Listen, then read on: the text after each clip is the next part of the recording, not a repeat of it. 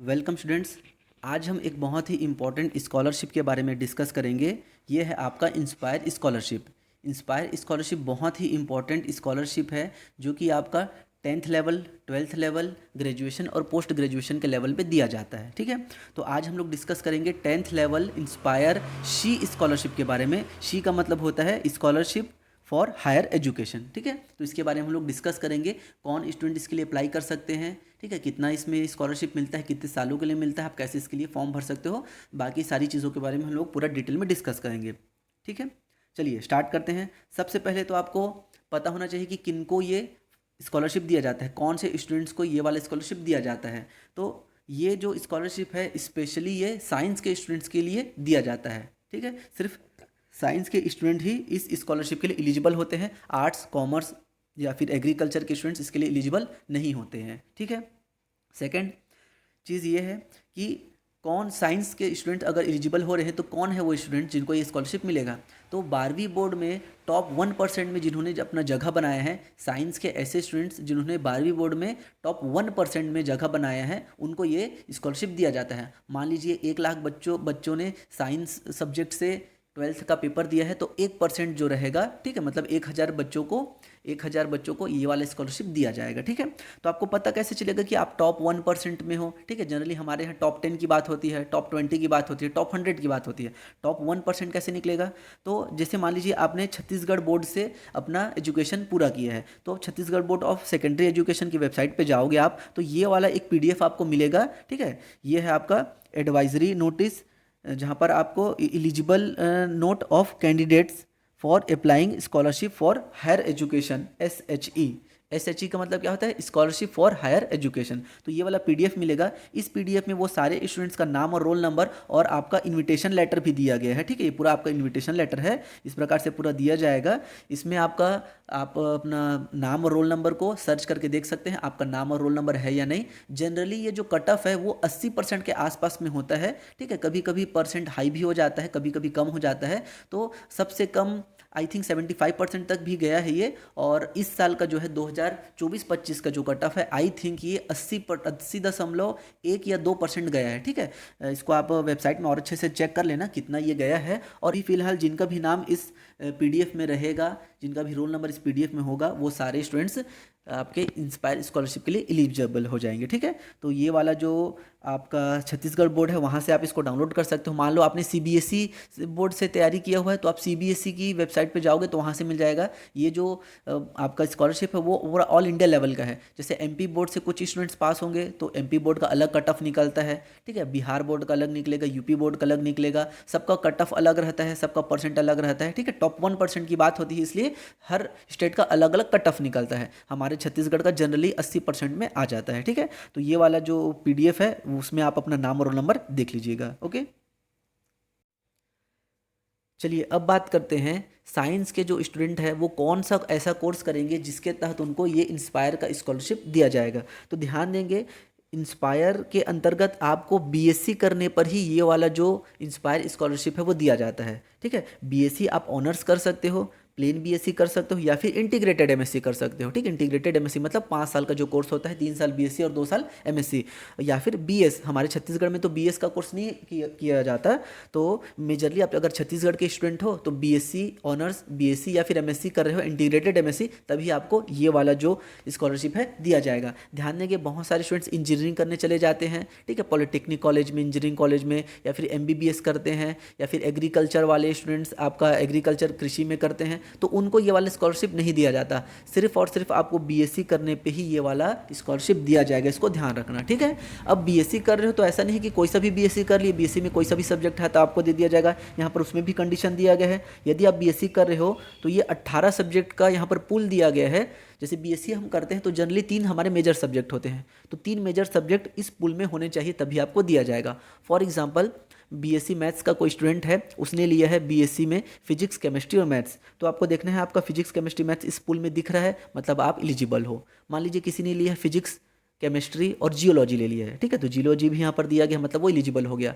Bio का कोई बच्चा है, उसने ले लिया है बॉटनी, जूलॉजी, केमिस्ट्री, एलिजिबल हो जाएगा। ठीक है, तो यहाँ पर देखिए 18 सब्जेक्ट पूरा दिया गया है, physics, maths, botany, chemistry, statistics, zoology, bio chemistry, biology, microbiology, geography, तो ये 18 सब्जेक्ट का पूल बनना चाहिए। कई बार होता है बीएससी मैथ्स में स्टूडेंट्स लेते हैं फिजिक्स, मैथ्स और केमिस्ट्री की जगह आईटी ले लेते हैं या सीएस ले लेते हैं, तो ऐसे स्टूडेंट्स इस स्कॉलरशिप के लिए एलिजिबल नहीं होंगे। ठीक है, ध्यान देना भाई, आईटी और सीएस का जो कोर्स होता है वो टेक्निकल में आ जाता है, इसलिए ये वाले जो कोर्स हैं वो आपका इंस्पायर में अंतर्गत नहीं आता है। अगर आपने बीएससी सीएस में कर रहे हो या आईटी में कर रहे हो तो ये वाला स्कॉलरशिप आपको नहीं मिलेगा। ठीक है, तो चलिए ये जो आपका जो लेटर है वो आपका इंस्पायर के वेबसाइट पे मिल जाएगा, मैं आपको बता दूंगा इसको कैसे आपको डाउनलोड करना है। तो इस प्रकार से ये आपका इंस्पायर का ये लेटर रहेगा, इसको आपको इंस्पायर को भेजना है। ध्यान देंगे ये बाई पोस्ट नहीं भेजा जाता, पूरा आपको ऑनलाइन तरीके से इसको भेजना है। तो फॉर्म कैसे भरना मैं आपको बता देता हूँ। देखिए यहाँ पर आपको अपना नाम लिखना है,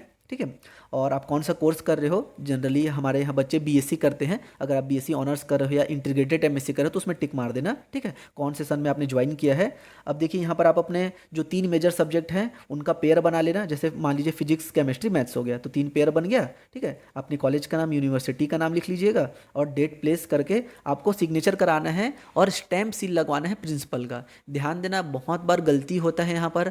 कई बार क्या होता है कि हम लोग जब प्रिंसिपल से साइन कराने जाते हैं तो प्रिंसिपल सर अवेलेबल नहीं है तो उनकी जगह पे कोई और साइन कर देता है, फॉर करके अपना साइन मार देता है। सील नहीं है तो कॉलेज के नाम का सील लगा देते हैं और ऊपर में अपने हाथ से प्रिंसिपल लिख देते हैं। तो ऐसा गलती कभी मत करना। जब भी आप सील लगवाओगे तो ओरिजिनल प्रिंसिपल का ही सील लगाना, रबड़ स्टैंप वाला सील लगवाना। ठीक है, तो वो जो स्टैंप वाला सील रहता है ना वही मान्य रहता है।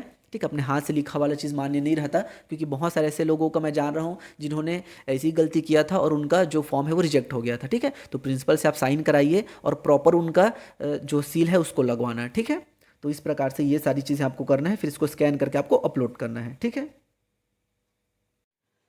चलिए अब हम ये जो स्कॉलरशिप है इसका कुछ रूल एंड रेगुलेशन है उसको भी देख लेते हैं। देखिए मैंने आपको बताया कि यदि आप बीएससी कर रहे हो और कुछ सेलेक्टेड सब्जेक्ट आपने चूज़ किया है तो आप इस इंस्पायर स्कॉलरशिप के लिए एलिजिबल हो। ठीक है, लेकिन इसका भी कुछ कंडीशन है, जैसे कि जो आपको स्कॉलरशिप है वो आपको तभी मिलेगा यदि आप रेगुलर स्टूडेंट हो। कई बार होता है बच्चे प्राइवेट में ज्वाइन कर लेते हैं तो प्राइवेट बच्चों को ये वाला जो स्कॉलरशिप है वो नहीं दिया जाता। ठीक है, आपको रेगुलर ही करना है तभी आपको स्कॉलरशिप दिया जाएगा। सेकेंड, आपको बीएससी, ठीक है, अब जब बीएससी कर रहे हो तो आपको मिनिमम 60% आपको लेके आना है विदाउट बैक। ठीक है, आपका किसी भी सब्जेक्ट में बैक नहीं लगना चाहिए और आपका 60% आपका बनना चाहिए। अगर आपका 59.9% भी बन रहा है तो आपको स्कॉलरशिप नहीं दिया जाएगा। ठीक है, तो आपका एटलीस्ट 60% मिलना चाहिए। बीच में आपका ब्रेक नहीं होना चाहिए। जैसे आप बीएससी फर्स्ट ईयर पढ़ रहे हो, आपको मिल गया स्कॉलरशिप, फिर आपने गैप कर दिया तो भी आपका स्कॉलरशिप बंद हो जाएगा। ठीक है, तो ये स्कॉलरशिप मिलता कैसे है, जैसे अभी आप फॉर्म भरोगे, फिलअप करोगे, सारी चीज़ें डॉक्यूमेंटेशन कर दोगे, उसके बाद अगले साल जब आपका ये जो रिजल्ट आ जाएगा, ठीक है, तब फिर अगले साल इसी टाइम में, जैसे अभी आपने फॉर्म भरा, अगले साल जब आप सेकेंड ईयर में चले जाओगे तो आपको फिर पोर्टल ओपन होगा और आपको अपना डॉक्यूमेंटेशन पूरा जमा करना पड़ेगा। आपने फर्स्ट डिवीज़न 60% से पास किया है, जैसे ही आप फॉर्म को जमा करोगे, अपना सबमिट करोगे, तो आपको सीधा 2 साल का जो पैसा है 60,000 रुपये, 1,20,000 रुपये डायरेक्ट आपके अकाउंट में आएगा। ठीक है, तो ये ऐसा होता है। ये ऐसा नहीं है कि अभी आप बीएससी ज्वाइन किए तुरंत आपके अकाउंट में पैसा आ जाएगा, ऐसा नहीं होता। 60,000 रुपये आपको अगले साल आएगा जब आप अपना वहाँ पर प्रूफ दोगे कि आपने बीएससी 60% से पास आउट कर लिया है। ठीक है, चलिए अब कुछ डॉक्यूमेंट्स की बात करते हैं। देखिए सबसे पहले तो आपको एक अपना नया बैंक अकाउंट खुलवाना पड़ेगा। ठीक है, new saving bank account with no transaction limit. ठीक है, ट्रांजैक्शन लिमिट नहीं होनी चाहिए। जनरली जो 12th में बच्चे होते हैं उनका जनधन खाता रहता है 5,000 रुपये वाला। ठीक है, छोटा अकाउंट होता है, तो ऐसा छोटा अकाउंट नहीं चलेगा, आपको बड़ा अकाउंट खुलवाना पड़ेगा। ठीक है, और बड़ा अकाउंट खुलवाओगे तो आपको पैन कार्ड के बिना तो खुलेगा नहीं।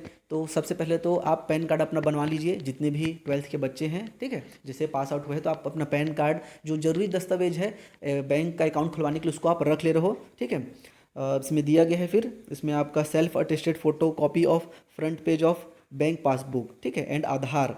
ठीक है, और आधार इनरोलमेंट स्लिप, ये सारी चीज़ें आपको इंस्पायर के वेब पोर्टल में 6 महीने के अंदर में, जैसे ही आपको प्रोविजनल ऑफर लेटर मिलेगा, जैसे कि जो ऑफर लेटर अभी मैंने आपको पीडीएफ दिखाया था वो ऑफर लेटर आपको मिल गया है, तो 6 महीने के अंदर में आपको ये सारी चीज़ें, जो एसबीआई का बैंक अकाउंट है ना, बड़ा वाला, जो जिसमें ट्रांजैक्शन का लिमिट नहीं रहता, ठीक है, वो वाला आपको बैंक अकाउंट खुलवाना है। उसका जो फ्रंट पेज है पासबुक का उसको अपलोड करना है, आधार कार्ड अपलोड करना है और फोटो अपलोड करना है। ठीक है, चलिए उनको बात करते हैं कि कितने कितने केबी में और कौन कौन से सारी दस्तावेज आपको अपलोड करने हैं, कैसे करने हैं।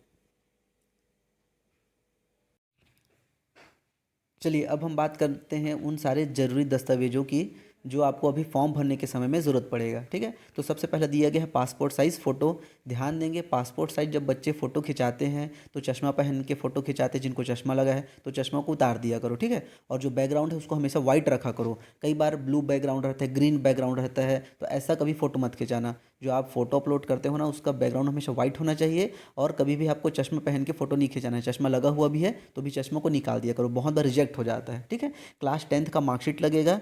ठीक है, जिसमें आपका proof of date of birth रहता है, क्योंकि डेट ऑफ बर्थ 12th के में नहीं रहता, सिर्फ 10th के में रहता है। ठीक है, 12th का मार्कशीट रहेगा। और आपके पास ये देखिए इंडोर्समेंट फॉर्म लगेगा, जो मैंने आपको अभी फॉर्म दिखाया था ना, जिसमें बीएससी करके पुल बना हुआ था, वो वाला फॉर्म रहेगा।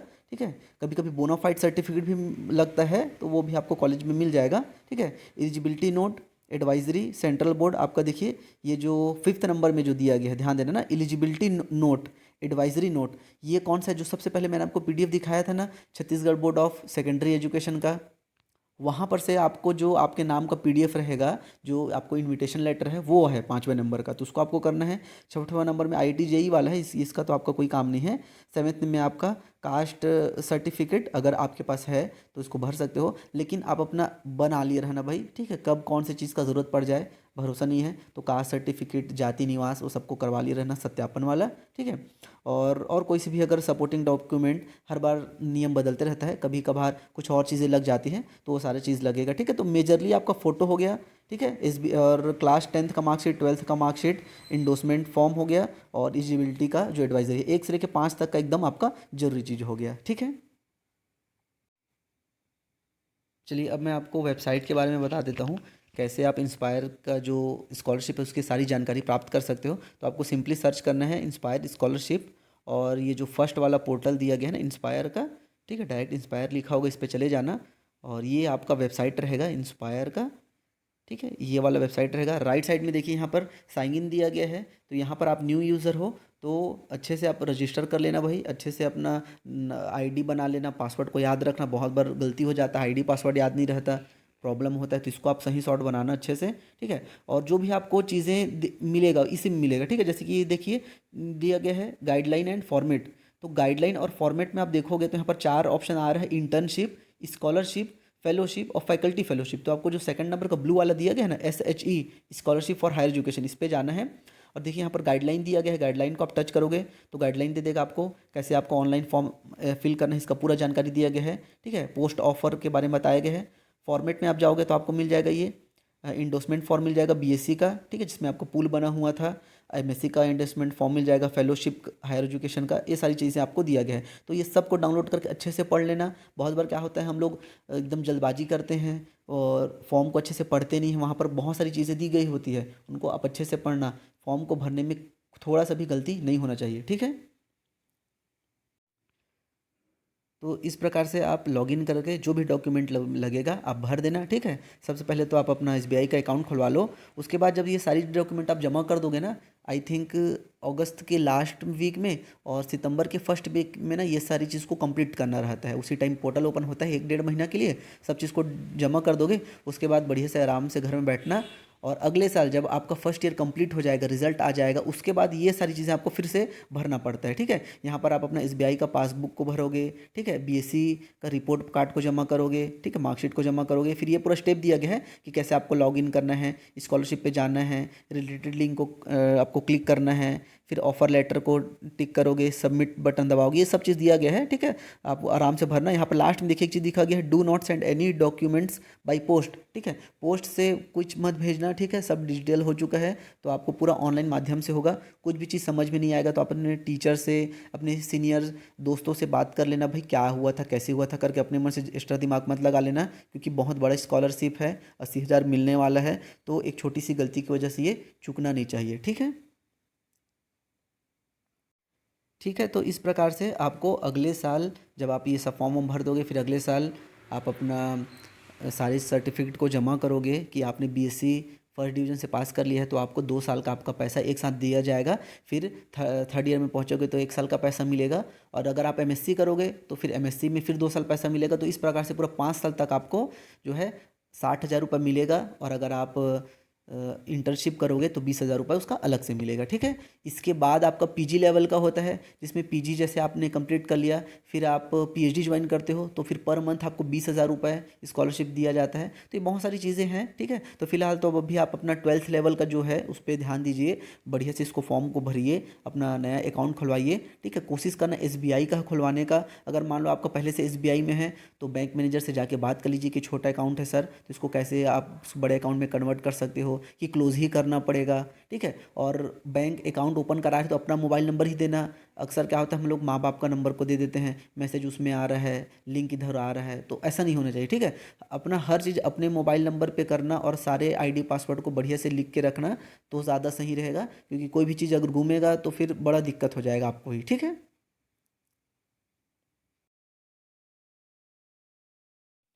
एक और चीज़ का आप ध्यान रखना, जब भी आप इंस्पायर का स्कॉलरशिप ले रहे हो तो इसको लेते हुए आप कोई सा भी और अदर स्कॉलरशिप नहीं ले सकते।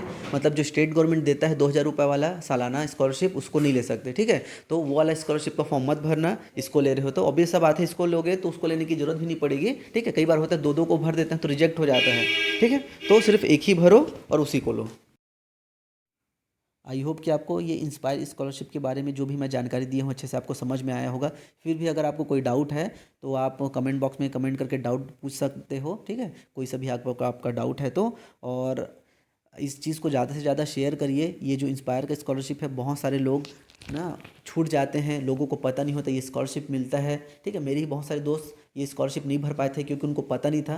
तो ऐसा नहीं होना चाहिए। यदि आपको पता चल गया है तो आपका फ़र्ज़ बनता है कि आप बाकी लोगों तक, अपनी जूनियर तक, आप अपने स्कूल कॉलेज में इन सारी चीज़ों के बारे में बताइए, ताकि जिसने अचीव किया है, जिसने परसेंट लाया है, उसको इसका बेनिफिट मिले, ठीक है। Thank you.